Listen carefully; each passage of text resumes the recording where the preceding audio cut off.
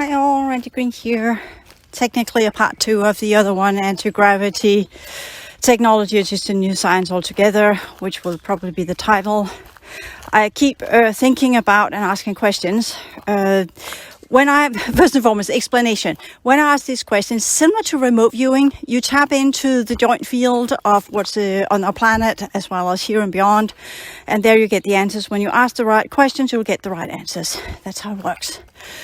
So I was looking into this whole, I'm being shown stuff. I'm being led to different places where I get different types of information. I got a lot of information when I was in Australia. We know there is, interestingly enough, Paul H. Smith confirmed that there was some, can't remember which name it was. It is one of the podcasts or the lectures or the interviews, call it whatever you want, with Paul H. Smith, where he talks about some of the programs he was part of. And there was this, I think it's the one that's called Remote Viewing and UFOs, where he talks, with the new thinking aloud, which is interesting because this guy, Mishnov, which is a psychologist, a PhD as well. He had this old thinking aloud where he actually talked to Johnny Mack and some of the older Jacques Vallée as well in the 80s and 90s. So that's interesting that he has picked back up, because these are what we could call deeper within the context of science, talking about these things. So I put that link below as well, so you get that one too. But what I wanted to with this, going in and say, okay, with the elements, because years ago I was shown when I was at the air base close to where I live, I was asked to look at the ground where I found these little mini crystals or quartz crystals. Their energy were different, not like quartz crystals you get from nature. They were kind of popping up off the asphalt, and anyone who picked it up would say, oh, it's just because the gravel that's been put in there comes from some Mediterranean area, what have you, where they have these crystals, and it might look that way, but that was not information I got. What I got from that group of greys was that when the crafts come into our atmosphere, they change property altogether. They are outside in the fourth dimension. There's something else. They do not have the chemical composition as we have inside this reality. Once they go through the quantum field from the artificial fourth and into this, you can say the whole artificial fourth is a beginning. It's a kind of an adjusted reality where they have created these temporary or interim realities, which those of you who have done my advanced clearing work will know it's part of the colonizing races. That's how they began operating inside this reality, and they have been here the last 15,000 years. That's where they reside and come in and out of this reality. So they already created the possibility of this being able to go into this reality, manifest crafts, and then go out of it, as in kind of be in the reality and disappear, going into another dimension, literally going into another systemic energetic configuration, because that is what it is, and not another dimension. It is a different type of systemic energetic configuration.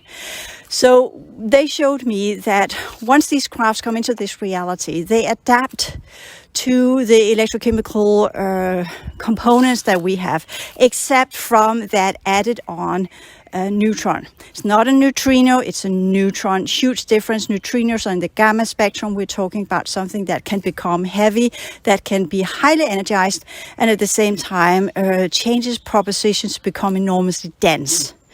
So that's what it does. Once it does that, if such a craft will explode in air or leave these residual energies behind, because what happens is that once it comes in and lands on these air bases, which they used to do in the 70s and the 80s and the 90s, that's where these crystals are the remnants of.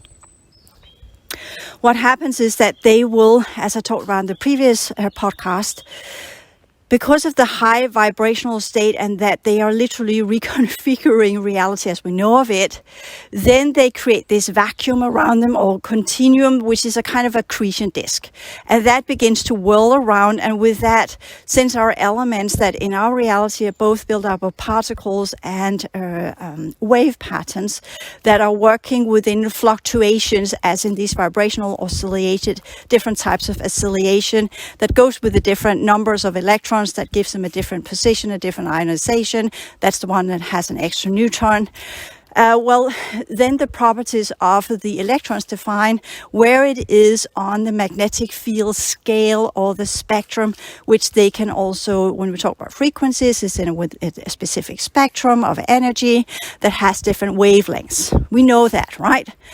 So when they come in and they create that, they are operating on completely different wavelengths inside our reality.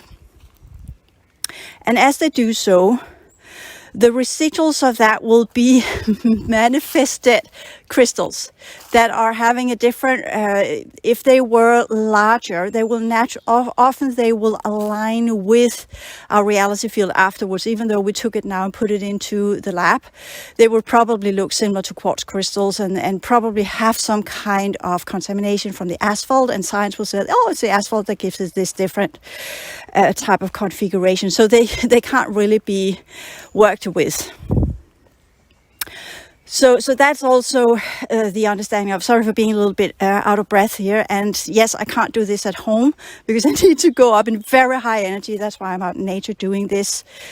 So this is a little bit, you have to endure this, and I have to move because the first podcast I did, I stood still and I literally just began creating that accretion disk, and things came in that were not conducive for my thought processes, where I then came with a little bit of an outburst that was a little bit inappropriate. Sorry about that.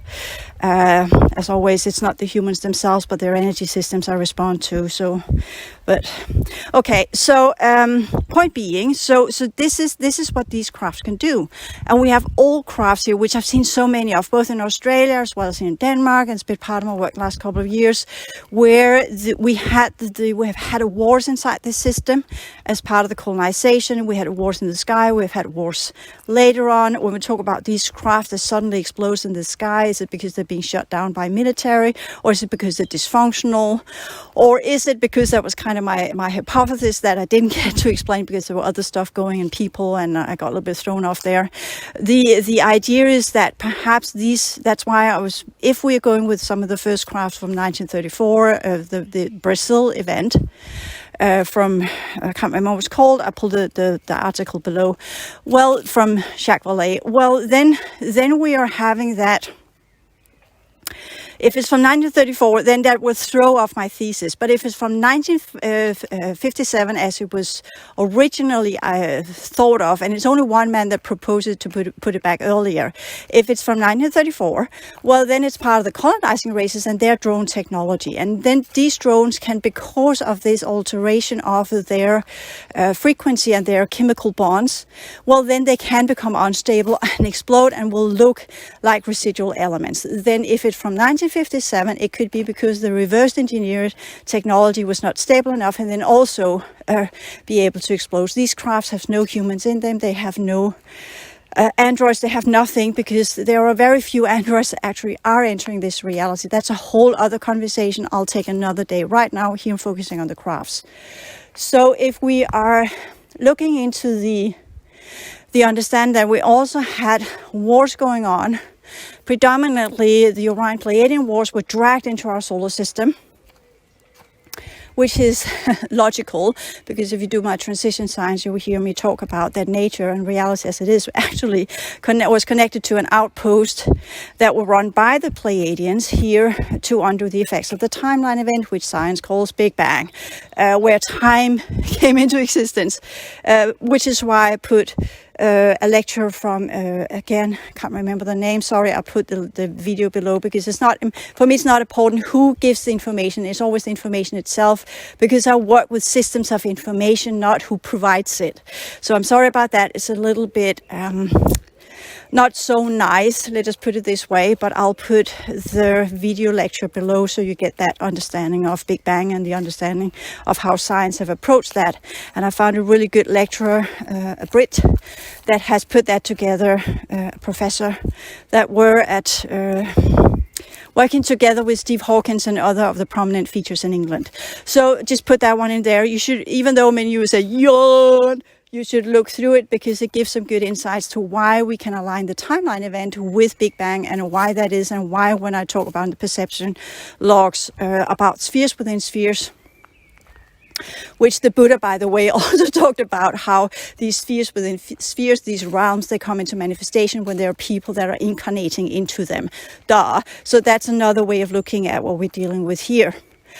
So again, when we talk about these crafts and we are saying, well, they can come in, manifest themselves using the frequency spectrum to do so, alter the neutron level, which alters the protons and the electrons, aligning them with the magnetic field from which they ride the magnetic field.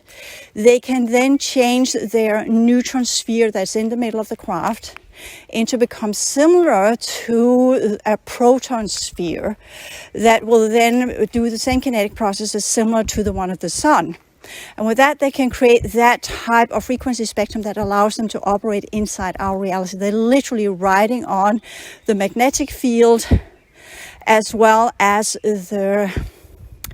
and we will say, well, the sun is kind of bounced off by the magnetic field, but that's not accurate. It does ripple into our reality. It's just going via the gamma rays. And this is also where that becomes important. That's another clue. Altogether creating a new type of elements that eventually will become part of this reality. So the old crafts that were taken down by the Orions, the old Pleiadian crafts, which I've been working with for a while, there are two versions of them. There are the ones that are still up in the air, so to speak, that were abandoned, pushed up into a different type of sphere that were again creating a continuum around itself and stored there, while some of the ones that were stuck here then began to become part of this reality, but they saved their crafts up there for, if need be, that they could leave later on. Most of these groups of Pleiadians are now completely part of nature and have become what we are calling devas and other kind of nature spirits, which I talk about in some of the podcasts from Wales, where I had an encounter via crystal that linked up to one of these old Pleiadian females, and she was talking, she had forgotten who she was. She was completely absorbed into the astral plane.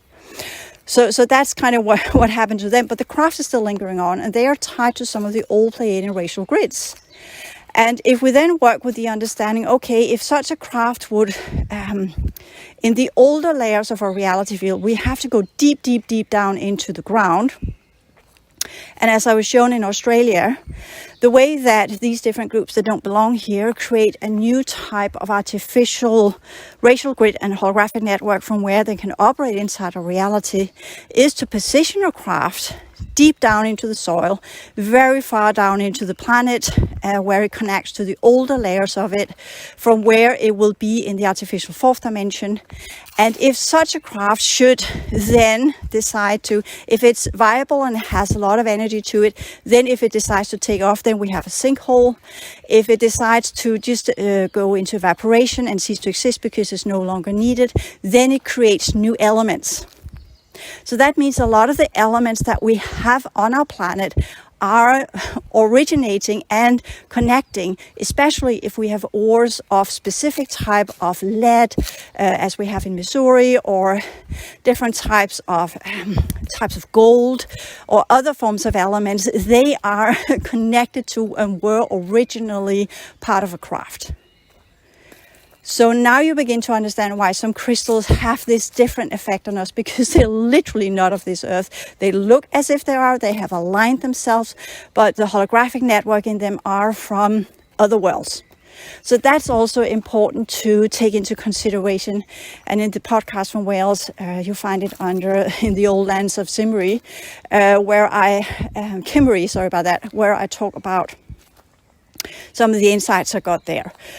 So this is when I'm out in nature, that's where I get these insights. That's why I prefer doing it when I'm out here and not back home. Because when you need to get the information, you need to connect to the reality as it is to receive this information and be able to process it. So again, when we talk about these different types of sciences that we are to learn, that is again to look at reality.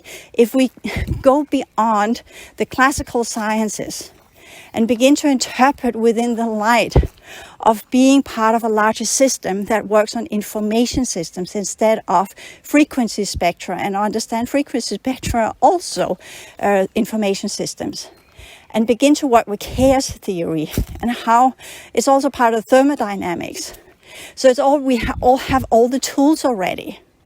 But because the paradigms are so solidified, it has prevented us from really accessing the ideas that we are supposed to work with when we understand these kind of things. And those of us who are now beginning on the parasciences, as well as parapsychology, which will be the normal psychology in the future and the normal sciences of the future, we are then building this field where our investigations will lead to a different type of conceptualization. But as I talked about in the last podcast as well, it's enormously important that we don't contaminate it by what we call what Paul H. Smith and their group of remote viewers calls it overlays, right?